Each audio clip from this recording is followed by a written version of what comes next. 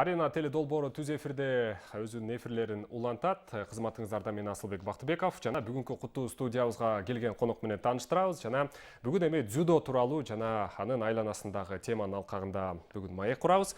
Бүгүн биздин студияда Ислам Баялинов, ошол дзюдо боюнча Кыргыз Республикасынын өспүрүмдөр арасындагы курама командасынын ага машыктыруучусу. Кош келипсиз биздин студияга. Анан ушул жакында гана дзюдо боюнча бир катар мелдештер, анын алкагында Кыргызстанда ушул жерлерде чолпонатада өтүп жаткан мелдештер бар, эл аралык деңгээлдеги.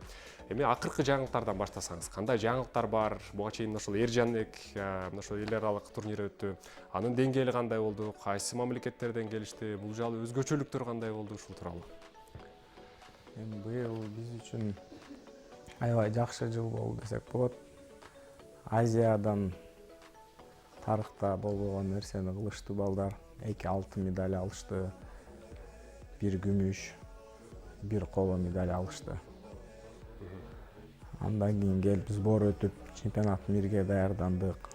Мирден дагы тарыхта болгон эмес медаль быйыл биринчи жолу болду. Сагыналиев Чыңгызкан деген балабыз 3-чү местага ээ болду. Бул эми Кыргыз дзюдосунун тарыхындагы бир жетишкендик да туурабы? Анан ушул жеңиш тууралуу, бул жеңишке кантип жетти, кантип барды? Ушул жөнүндө айтып бериңизчи. Аябай баарыбыз кубанычтабыз. Федерация, тренерлер, бүт эле Кыргызстан сүйүндү го деп ойлойм.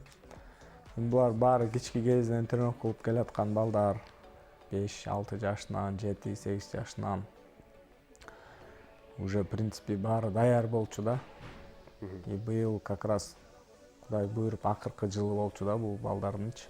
Эми эмдиги жылы уже булар молодежный сборныйга өтүшөт да. Жакшы результат көргөзүп,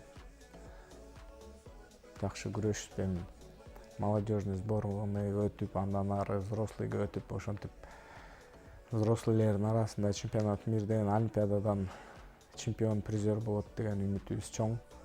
Жакшы. Эми сөз түрдө дүйнө чемпионаты, олимпиада тууралуу да алдыда сөз кылабыз. Эми Эржанек тууралуу айтып бериңизчи. Кандай болду? Канча өлкөдөн келишти? Биздин спортчуларыбыз деңгээли кандай болуп калыптыр? Былтыркыга салыштырмалуу быйыл уюштуруу жагы кандай болду? Ушул жагынан деп кылсаңыз. Эржанектен да жакшы күрөштү балдар. Бир 3 күн эле болду го дейм келгенибизге чолпонатадан. Мурдакы жылга караганда быйыл аябай көп медаль алдык. Каждый весте айта кетсем 50 килограммда балабыз 2-чи место алды.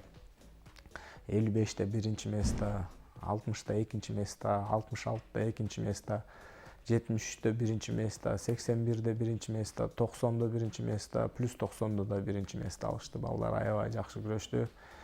Общий команда 1-чи место алдык деп ойлойм мен. Где-то 6-7 мамлекет келди быйыл. Организациясы да аябай жакшы болду. Ошо аябай кубанып атабыз. Ал эми Эржанек турниринин дээрлик деңгээли кандай? Бүгүнкү күндө эл аралык аренада бул мындай лицензия бериле, упай берилеби спортчуларга? Бул жагында? Эржанек бул официальный турнир IGF-ке кирген. Упай берет. Открытый Кубок Азии деп аталат. Бул быйыл бизде 2-нчи жолу болуп атат. Кадимкидей эле упай берип, балдардын рейтинги көтөрүлүп, ушундай эле за границага күрөшкөндө эле ушундай деңгээлде турнир да. Жыл сайын Кыргызстанда чолпонтада өтөт. Быйыл 2-нчи жолу болду, эми мындан ары да өтүп турат деп ойлойбуз жыл сайын. Жакшы. Эми бүгүнкү күндө мына ушул олимпиадалык цикл жыйынтыкталып бара жаткан чагы 2017-20 олимпиадалык циклы. Кийинки жылы мына ушул Жапонияда Токио шаарында олимпиада оюндары орун алат. Анан бул жакка мына ушул азырынча тилекке каршы бизде азырынча лицензия жок. Бул спорттун түрүндө бизде азыр Кыргызстандын алкагында болгону 4 гана ушул олимпиадалык лицензияны алдык. Эми пландар боюнча кимдер барат деп ойлойсуз Кыргызстандан? Дээрлик алууга мүмкүнбү? Атаандаштык кандай? Ушул жагын айтсаңыз. Эми бизде система бир аз башкача да. Вольный борьба, греко-римский борьба, бокска караганда башкача да бир аз. Алардыкы, например, где-то 3 же 5 соревнованиясы бар да лицензионный. Ошол жактан определенный орунду алсаң, уже автоматически жолдомо аласың олимпиадага. Бизде андай эмес да, бизде мировой рейтинг бар. ошо мировой рейтингге кириш керек да. Анан алдына ала айтыш кыйын да. Бирок 2-3 лицензия болот деп ойлойм да мен. Минимум 2 болот, максимум 3 лицензия болот деп ойлойм да. Бирок бул где-то майдабы же жайында жабылат да. Соревнованиялар бүтүп жабылат. Анан ошондо полный список келет да. Ким попадать этти олимпиадага. Минимальный 2 лицензия болот, Кудай буйрса. Мисалы кимдерде болушу мүмкүн? Бизде мисалы орус салмакта ошол эле мисалы Юрий Краковецкий бар, андан сырткары Владимир Золоевду айтсак болот, Артур Чо. Кимдер барса болот? Кимдер бара алат Кыргызстандын атынан мисалы? Сиздин пикириңизде. Эми блин, мындай заранее айткым келбей атат. Эми ойлоп атам, кяштарда бизде жакшы возможность бар. 90-догу балабызда, 81-деги балабызда жакшы шанс бар. 66-да, 60-да баарында эле шанс бар. Азыр главное травма албай жакшы даярданып, алда дагы соревнованиялар бар. Ошактан өзлөрүнө жараша кандай күрөшсө, состав деле алмашылып кетиш мүмкүн деп ойлойм да менчи. Азыр, например, бирөөгө планировать этип атса, башка вестеги балдар может обогнать, может эми Кудай сактасын, может ооруп калат, травма болуп калат. Эми бул жашоодо спортто ар кандай болот. Ошон үчүн заранее айткым келбей атат да, ушул барат же ушул алат депчи. Эми буйрса 2-3 болот, бирок ким экенин айтпай эле коеюн. Эми жабылгандан кийин баары жайрыланып чыгат да. Заранее айтпай эле коеюн. Бирок ошончо дагы даярдык курчушунун өзүдө жүрүп атат. Даярдык аябай жакшы, булар тынбай сбор, соревнования, 2 мал тренировка кылып атышат, постоянно соревнованияларга барып атат, сборлорго барып атат. Биздин Япониядан келген машыктыруучу аябай жакшы салымын салып, аябай жакшы нерселерди көргөзүп атат. Именно бизге керектүү, жетишпеген нерселерди, мындай орусча айтканда тонкость, нюанстарды эми Японияда жаралган да бул дзюдо күрөшүчү. Ошо жакшы түшүндүрүп, биз билбеген нерселер көргөзүп буйрса жакшы болот деп ойлоп атабыз. Эми үмүтүбүз чоң балдарга. Олимпиададан медаль болот го быйыл деп ойлоп атабыз. Эми негизи мына ушул улуттук курама команданын келечегин жаш өспүрүмдөр, жаш муундар түзөт да.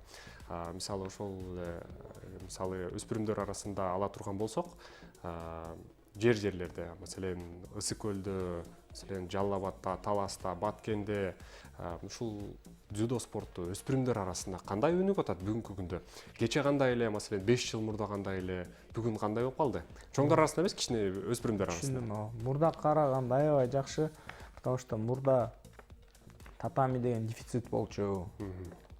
Ал айылдарда эмес, областтарда эмес, шаарда 1-2 залда эле бар болчу да татами. Азыр почти региондордун баарында татами бар, кимоно бар, балдар күрөшүп атат. Ушу кичинекей балдар, жаштар соревнования өткөргөндө 1000ге чейин жетет да, участниктерчи. Мурда андай жок болчу. Татами, кимоно деген проблема болчу. Азыр постоянно Казакстанга барышат, Өзбекстан, Россияга чейин, Америкага чейин барып атышат соревнованияга. Кимоно, татами менен проблема жок. Аябай эле уровень чоңойду деп ойлойм мен мурдага караганда.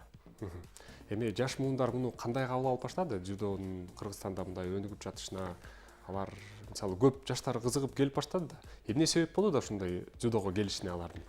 Дзюдону мындай жаш спорт болчу деп айтсак болот да, биздин мамлекетте, Кыргызстандачы азыр терең түшүнүп, кандай болуп атканын түшүнүп атат деп ойлоп атам да. Анан соревнованияларда көп болуп, биздин балдарыбызда ийгиликтерге көп жетип, ошо аркылуу балдар көп келип атат го дейм. Дзюдо действительно красивый вид спорта го, не просто спорт, философия. Ошонун баары себеп болуп атат деп ойлоп атам мен. Ошо силер аркылуу дагы телевизордон, радиодон, тияк бияктан чыгып атат, рекламалар болуп атат. Ошо силерге да рахмат, ушинтип чакырып, ушинтип рекламировать этип атканыңарга. Ошентип акырын-акырын жылдан жылга количество өсүп атат.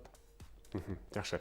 Эми сиздин өзүңүз тууралуу дагы бир катар соол айткым келип атат да. Анан сиз дагы бир катар эл аралык мелдештерде ушул өлкө атынан чыгып, мелдештерди Кыргызстандын атын коргоп келип жүрөсүз. Ошол эле дүйнө кубокторунда, Азия оюндарында бир катар мелдештерде. Анан ушул спорттук оюн, спортчу катары карьераңызды жыйынтыктап, андан соң машыктыруучулукту дагы аркалап келүүдөсүз да. Эмне себеп болду сизге машыктыруучулукка келүүгө? Мен эми өзүм 99 2000 жылдан бери эле дзюдо менен машыгып келатам.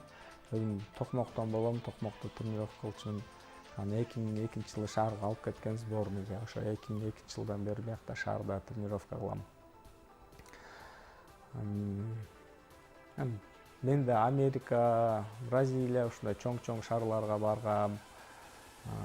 Международный турнирлердин биринчи месте, экинчи, үчүнчү месте алгам. Кубок миралардан 2 жолу 3 болгом. Чемпионат Азии, азиатский игрлардан 3-4 жолу 5-чи месте алгам. Тилекке каршы завхат финал 3-чү месте утулуп калчубуз. Азыр мурдакыдай судейство эмес.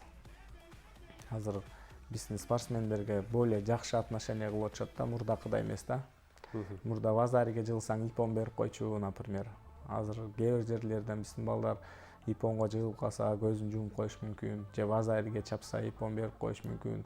Эми башка мамлекеттерге кандай отношение кылса, бизге дагы ушундай күн келет экен. Бизге дагы ошентип жардам берип атышат, жакшы карап атат, засуживать этпей атышат. Анан мен тренировка кылып жүрүп Астанадан азиатский игрге даярданып атып, колум далым чыгып кеткен. Ошо травмадан башталып, мен азиатский игрге барам деп тренировканы эрте башталып, колум үзүлүп, бицепске жетип, бицеп үзүлүп, ушинтип көп жаракат алып, ошонун артынан машыктыруучу болуп калдым да. Эми кээ бир учурда баягы жакшы спортчулар, мыкты спортчулар кээде жакшы машыктыруучу боло албайт деген сыяктуу нерселерди айтып келишет да. Сиз мисалы азыр бүгүнкү күндө жакшы мыкты деңгээлдеги жаш таланттуу спортчуларды, чеберчиликтүү спортчуларды чыгарып тарбиялап түптөп келатасыз да. Анан ушул кандай экен негизи? Өзүңүз спортчу болчусуз, анан сиздин дагы машыктыруучуңуз болгон дегендей. Анан машыктыруучу менен спортчунун айырмасы кандай экен? Бул эми сиз жаңыдан ушул жакты терең түшүнүп баштаган адам катары. Ооба, сиз туура байкадыңыз. Сиз айтып келгендей, не всегда хороший спортсмен может быть хорошим тренером деп атпайсызбы? Ал туура ооба, биздин практикада мен да өзүм көрүп жүрөм. Действительно ушундай экен да. Эми в принципе бизге келген балдардын баары эле даяр балдар да, готовый балдар да. Мен көп жылдан бери күрөшүп жүргөм. Большой спорт, профессиональный спортто күрөшүп көрүп жүргөм. Буларга эми көп деле эме керек жок да, булар функциональный даяр, физический даяр. В принципе, бросоктор деле бар. Бир аз эле поправлять этип, ошо бросогуна напрямую кирбей, алдап, за захват туура күрөшүп, рабочий колун өчүрүп, же мындай обычный захват алып калган көнүп калышкан да. Ошо обычный захватты ала албаса кандай токтотот, ошону кантип алдап, кантип алып өзүнчө бир стратегия деп койсок болот да. Шахмат да өзүнчө. Бизге ушул эле жетишпейт деп ойлойм. Ушуну эле ушуга бир аз көбүрөөк көңүл бурсак, балдардын баары эле жакшы результатка жетет деп ойлойм да. Мен балдар менен өзүм күрөшөм. Чогуу отработка кылабыз, учканы кылабыз, бордо постоянно баары менен күрөшөм. Ошондон да байкалат да, кимдин кандай минусу бар, кимдин кандай плюсу бар, ким менен кайсы направленияда иштеш керек. Например, бирөө менен тягасы слабый, колу тартпаса, ошол жак менен иштеш керек. Бирөө наоборот чересчур көп тренировка кылат, аны токтотуш керек, наоборот. Бирөө буту слабый, бирөөнүн бели слабый. Бирөө, например, күйөт соревнованиянын астында. Ушундай көп нюанстар бар да, ошонун баарын байкап, эми биздин задачабыз, мен ойлойм, ошо балдарды тренер не только должен тренировать, анан он должен ошо баладагы плюстарын раскрывать этип, потенциалын ачып, максимально возможно создавать этип бериш керек да. Жөн эле тренировать этип бергенде мен ойлойм, 10 жыл өткөндөн кийин деле кандай күрөшсө ошондой күрөшө берет да, мындай более мындай терең, углубленный подходить этип, ошо киши менен, ошо спортсмен менен жашап бир волнада болуш керек да. Канча вес кууп атат, кандай кууйт, куугандан кийин кандай восстановление болот, эмне жеп атат, канчада жатат, эмне кылат, ушундайга чейин болуш керек да. Жөн эле мындай тренермин деген одно названияң болсо, результат тяжело, да. Мен жашаш керек да, действительночы. Потому что мен өзүм канча күрөштүм, канча травма алдым, канча туура эмес эс курдум, канча ошибка кылдым. Ошонун баарын, например, мен каалабайм да, чтобы алар ошону кылганымдычы, потому что биз баарыбыз бригада тренерлер толтура бизде.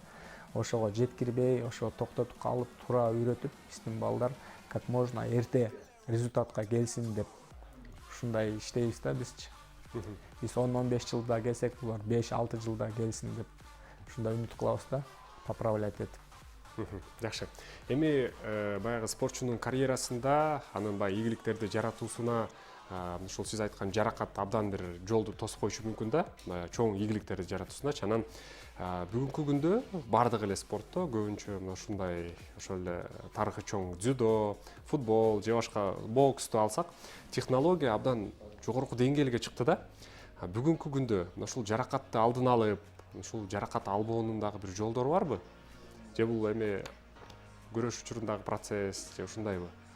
Мындан качууга мүмкүн барбы? Бар, алдын алуу бар. Просто бул перетренированность деген бар, недовосстановление деген бар. Анын баары эми кандай десем, мындайча ачык айтканда айланып келип эле баары акчага такалат да.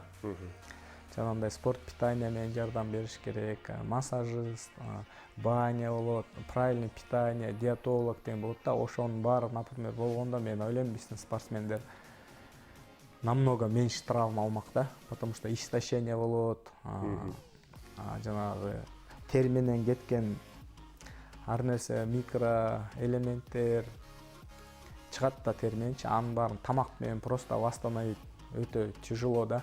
Ошон үчүн дополнительный бир нерсе ичиш керек, жеш керек, капельница алып ушинтип организмге жардам бериш керек да. Анан вовремя баня, вовремя массаж, ушундай нерселер болсо травмалар азыраак болмок деп ойлойм да. Мен өзүм личный мнением да, может мен ошибаюсь, бирок мен ушундай ойлойм да. Жакшы. Эми мисалы футболду ала турган болсок, футболдо маселен машыктыруучу Жозе Мауриньо деген бар. Ал маселен футболдо тактика курганда балким чабуулга эмес, коргонууга басым жасап, мисалы тактика курат да. Ушуну менен жеңишке жетишип, ушуну менен ийгиликтерди багындырат. Маселен, Пеп Гвардиола ал чабуулга өңүт жасап, мисалы командасын түптөйт да. Башкача айтканда, ар бир машыктыруучунун өзүнүн көз карашы, өзүнүн стили, өзүнүн бир мындай тактикалык жолу бар да. Сизде кандай бул жагы? Сиз эмнеге басым жасайсыз? Биз эми футболдон бир аз башкачараак го дейм күрөш. Футбол мисалы дзюдодо кандай? Мен ойлойм да, футболдо эми сен өзүңөн независит да, жаракат аласың же албайсың. Бирөө атайын эле сындырам десе, накат кылып эле красный алып сени сындырып алып кетип калат да. Ошон үчүн аябай сак болуш керек деп ойлойм. Дзюдодо өзүң контролировать этишиң мүмкүн, бирок соревнованияда кээ бирде контролировать этпейсиз да, эмоция бар, азарт бар, утулуп аткан моменттер бар. Мен ойлойм эми ушу кички кезинен башынан ушу туура страховка кылганды, кайсы моментте кантип кетиш керек, баланын башы мындайча айтканда компьютер болуш керек да. Даже күрөшүп аткан моментте, чабып аткан, учуп аткан моментте, өзү жыгылып аткан моментте уже башы оценивать этиш керек да. Она этого стоит или не стоит. Ушул момент кол чыгарыш керекпи, таяныш керекпи же жыгылыш керекпи. И соревнованиянын деңгээлине жараша, кайсы местага күрөшүп атканыңа жараша ушуну өзү контролировать этиш керек да.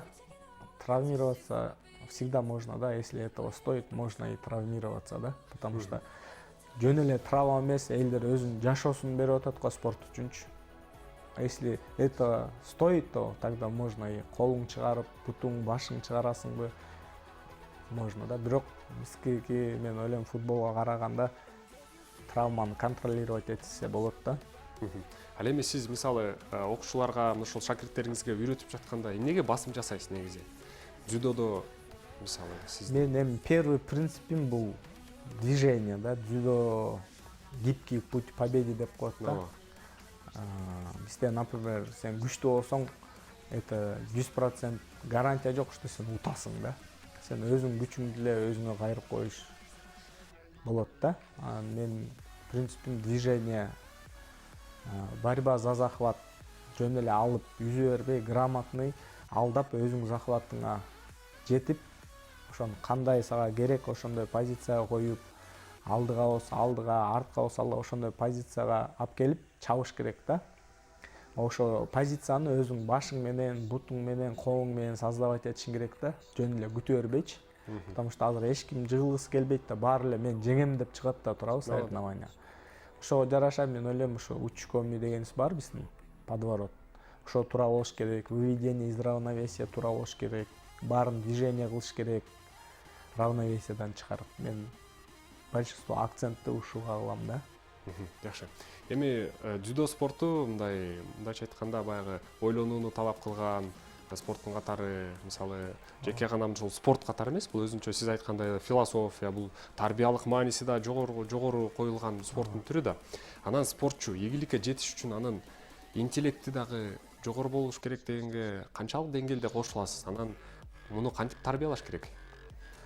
Балдар эми интеллектуалдуу болуш керек да, туурабы? кандай десем, эми булар элементарный нерселерге внимание обращать этиш керек да. Эрте жатканга, туура тамактанганга, азыр интернет деген нерсе бар, көчөдө досторуң бар, тияка чакырат, бияка чакырат. Ушулардын баарынан отказывать этиш керек да. Өзүң туура эмес, каждый колдон келсе, каждый тренировка, каждый күрөшүңдү камерага снимать этип алып, анан үйдөн келип изучать этишиң керек да. Бияктан эмнеге качып кетти, бияктан эмнеге жыгылды, бияктан эмнеге качып кетип контр атака кылды. Ушундай всесторонний иштеш керек да. Интеллектуальный да болуш керек, бирок эми ал мен ойлойм тренерден не зависит да это. Өзү бала ошондой төрөлүш керек да, одаренныйчы. Андай балдар да бар. Одаренный. Кучакташканда да күрөшөт, за захватта күрөшүп коет, учуп барат деле контр атака кылып кетет. Ошолорду мен одаренный деп эсептейм да. Бар мындай пахарлар бар да. Днём и ночью пахать этет.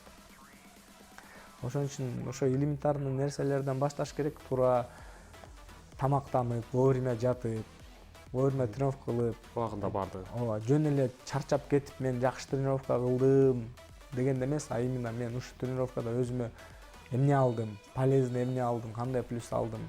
Бизде эми тренировкада жөн эле чарчатыш эмес да маселечи. Каждый тренировкой алар более опытный, каждый тренировка өзүнө польза алыш керек да.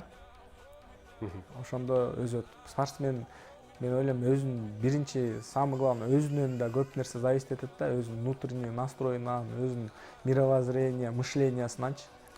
Постоянно токтой, постоянно издеп жүрүш керек да. Мага бул неудобно, мен мындай кылсам кандай болот, тигиндей кылсам болот, бул мага удобный экен, бул мага неудобный экен деп постоянно тренировкада ушундай варианттарды, ключиктерди иштеш керек да. Любой спортсменге, грузин болобу, японец болобу, иранец болобу, кореец болобу, ошо спортсменге ключик табыш керек да. За захват күрөшүп, алдап, бутун кошуп, движение кылып, ушинтип ключик таап, аягында жеңип чыгып кетиш керек да. Ошо основной цель да. Жакшы. Эми менде бир кызыктырган суроо бар сөз түрдө. Маселен, бир спортчу жеңип келди. Ошол жеңиштин канча пайызы спортчуга, канча пайызы машыктыруучуга тиешелүү деп ойлойсуз? Эми бизде бөлүнөт да, первый тренер, личный тренер, старший тренер болчу. Мисалы, негизги башкы машыктыруучусу дейт. Личный тренерине надбавка болуш керек, премиальный болуш керек.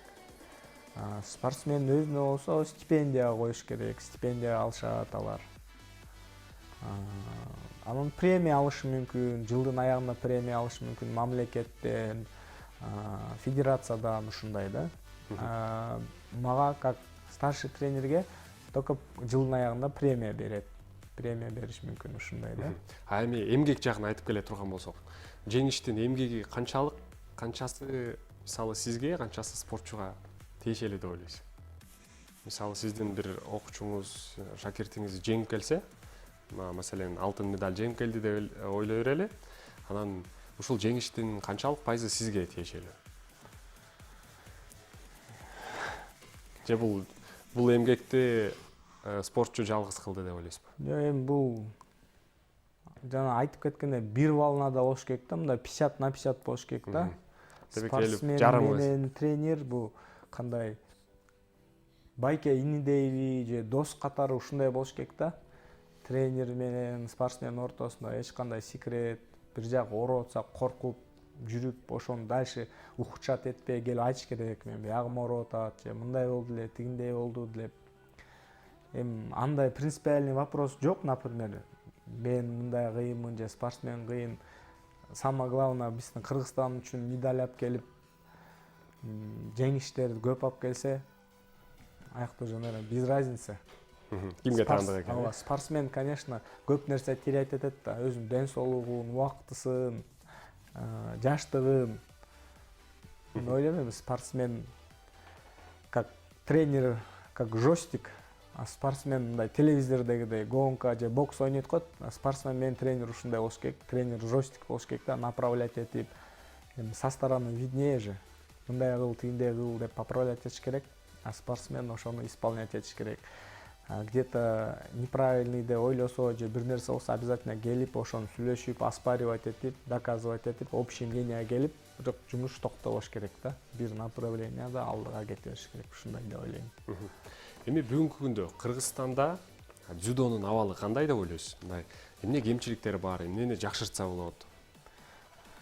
Дзюдонун абалы эми биздин условияга жараша аябай эле жакшы болуп атат го дейм. Чудо болуп атат десем болот да. Биздин абал не только спорттун, общий мамлекеттин абалы азыр кыйын болуп атат го. Аны мен айтпасам деле прекрасно билесиңер силер. Ошого карабастан биздин балдар ушундай медальдарды алып, чемпионат мирден, чемпионат Азиядан ушинтип алып атканын мен билем. Булар мен үчүн батыр да. Жакшы. Эми дзюдо спорту бүгүнкү күндө жеке гана Японияда эмес, бул бардык өлкөдө, океандын ар жагында, Америкада, Мексикада, Европада бардык жакта жакшы өнүгүү жолуна түшкөн да.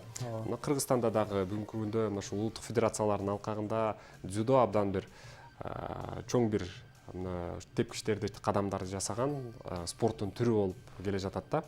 Мисалы, коңшу өлкөлөрдү ала турган болсок, ошол эле Казакстанда, ошол эле Өзбекстан, Түркмөнстан, Тажикстан, аларга салыштырып алсак, Кыргызстан спортчулары менен алардын спортчуларынын айырмачылыгы кандай? Деңгээли кандай?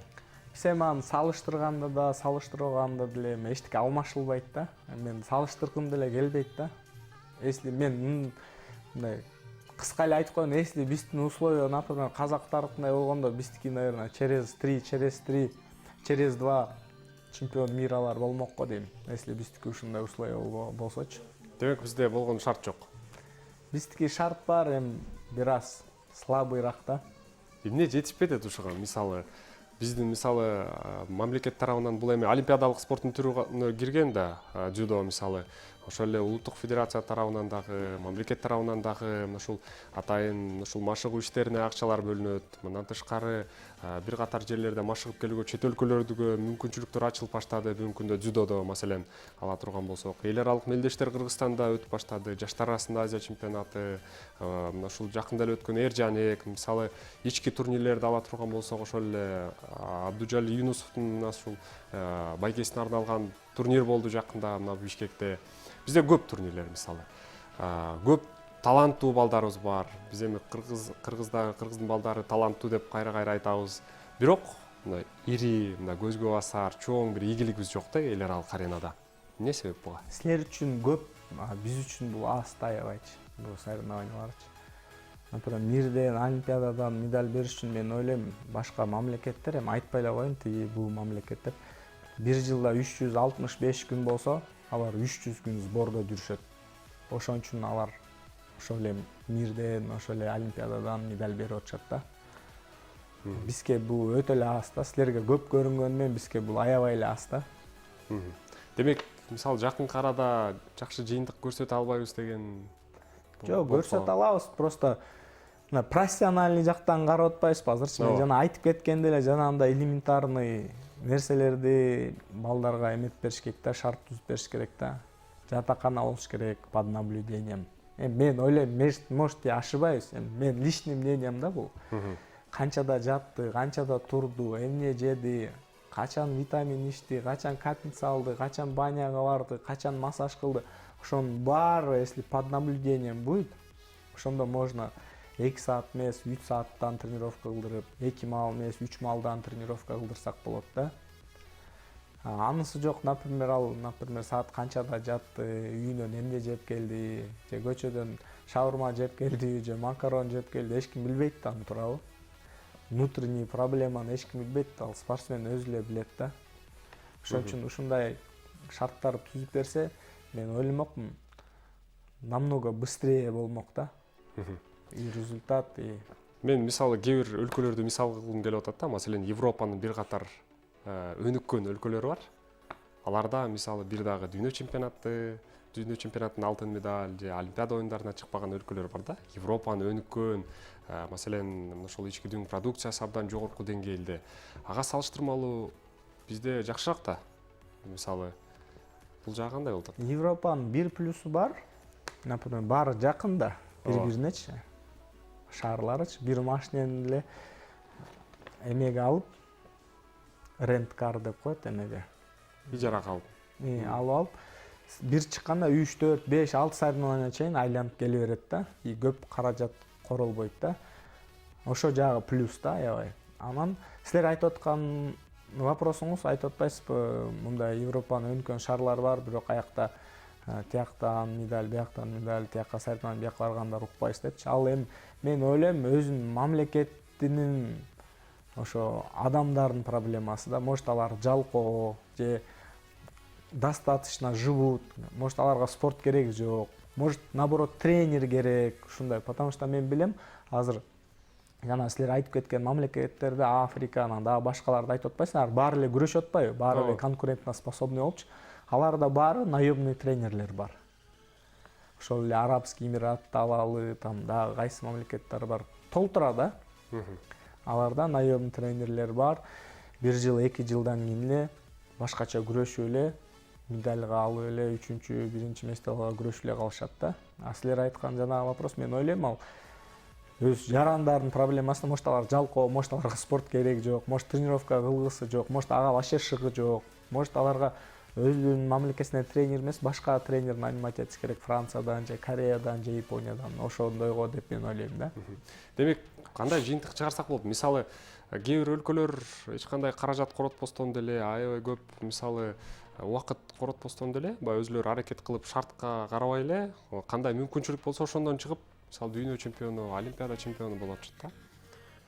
Демек, бул шартка деле байланыштуу эмес болушу мүмкүнбү? Маселен, дзюдого бөлүнгөн, мисалы, каражат деле күрөшкө бөлүнөт бүгүнкү күндөчү.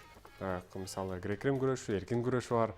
Бирок бизде дзюдого салыштырмалуу, ал жакта дүйнө чемпионубуз бар болду. Дүйнө чемпионатынан бир катар, мисалы, күмүш медальдар жеңип келди. Олимпиадага дайыма көбүрөөк, мисалы, лицензия алынат. Салыштырса болобу бул нерсени? Же бул дзюдо такыр башка спорт катары караш керекпизби? Азыр кайсы мамлекет жөнүндө айтып атасыз силер? Кыргызстан тууралуу. Биз жөнүндө. Эми биз конечный стадияны карап атабыз да. Мен азыр, например, юнош, молодежьторду эсептелем, взрослый деп атат, эсептеп атам. Чоңдор арасында. Конечный итог бизге взрослыйден керек да, балдар, чтоб алар күрөшүп, Олимпиададан, чемпионат мирадан медаль алгангачы. Аяктан алыш үчүн алар Азиядан, Гран-при, Гранд-слам, чемпионат Азия, азиатский игрден алып атышат, бирок почему-то мир менен Олимпиададан жок болуп атпайбы? Мен ойлоп атам, именно ушу жетишпей атат депчи. Мунун астында айтып кетпедимби?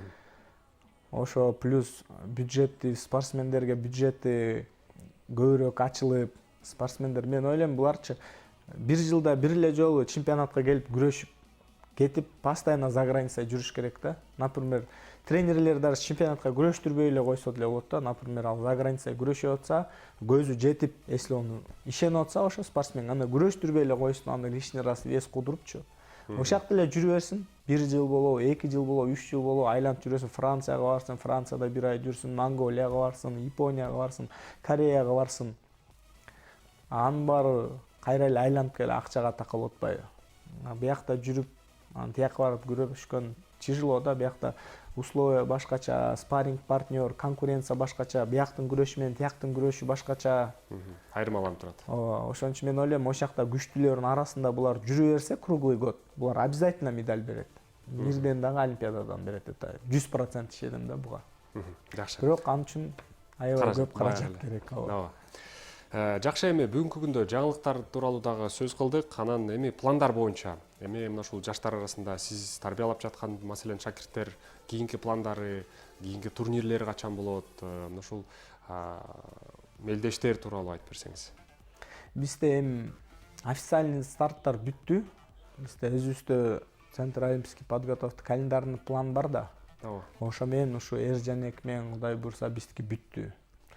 Калган өзүнүн каражатына караштыруу же школдон, өзлөр школлорунан, например, барып Казакстан болобу, Россия болобу, Словения болобу барып күрөшө берсе болот. Бирок официальный план мероприятий жабылган, Эрженек менен бүттү. Биз эми 2020 жаңы чемпионат Кыргызстанга даярданабыз. Анан кайра башынан башталат. Жакшы. Булар балдар молодежько өтөт. Эми бизге 2003-2004 балдар келет сборныйга. Азыркы биздин 2002 жылкы балдар молодежный сборныйга кетишет. Жакшы. Бүгүнкү күндө абал кандай? Маселен, сиз тарбиялап жаткан ушул өспүрүмдөр арасында мындай аты чыгып, же болбосо мындай ийгилик жаратып баштаган спортчуларды атап бериңизчи. Кимдер бар, кимдер жеңип баштады?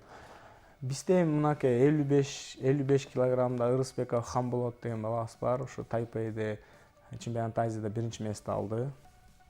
Эрженектен да биринчи место алды. Сагыналиев Чыңгызхан деген балабыз 60 килограммда чемпион Азия болду. Чемпионат мира астында тренировкадан жаракат алып, тренировка кыла албай эмес, даже туруп база алганга возможности жок болчу. Бир 10 күндөй больницада жатты. Ошого карабастан сборго келип кошулуп, весин көтөрүлүп кеткенине карабай весин кууп, орусча айтканда невозможныйдан возможный кылып коло медаль алып келип берди биздин Кыргызстаныбызга. Мен ойлойм бул өтө чоң жеңиш да биз үчүн. Бул бала кылган нерсе, каждый эле бала кыла албайт да, бул характер, намыс болуш керек да. Бул аябай чоң нерсе кылды. Тарыхта калчу бала да бул, аябай жакшы нерсе кылды. 50 килограммда бизде Шабданбеков Муса деген балабыз бар. Ал 3-чү место алды Азиядан. Азыр 55 килограммга өттү. Кыскараак. 90 килограммда Ишенбаев Анарбек деген балабыз күмүш медаль алды. Эми биз Азияга киребиз да, ошон үчүн ушу Азия биз үчүн главный старт да. Ушу Азиядан 4 балабыз медаль берди, Эрженектен медаль берди. Ушуларды атап кетейин дегем. Жакшы. Эми бизге бөлүнгөн убакыт дагы жыйынтыкталды. Сиз келип убактыңызды бөлүп, мына ушул маек куруп бергениңиз үчүн сизге рахмат. Сөз түрдө дзюдодо эми жакшы ийгиликтер, жакшы жыйынтыктар болсун. Олимпиадада, дүйнө чемпионатында, Азия чемпионатында, Азия оюндарында. Сизге ишиңизге ийгилик каалайбыз. Буюрса сиздин дагы шакирттериңиз ийгилик жаратарына биз дагы ишенип турабыз. Рахмат. Кадырман замандаштар, КТРК спорт телеканалынын арена программасы ушуну менен өз эфирин түз эфирде жыйынтыктайт. Кызматыңыздарда мен Асылбек Бактыбеков болдум. Спорт менен машыгыңыз, ден соолукта болуңуз.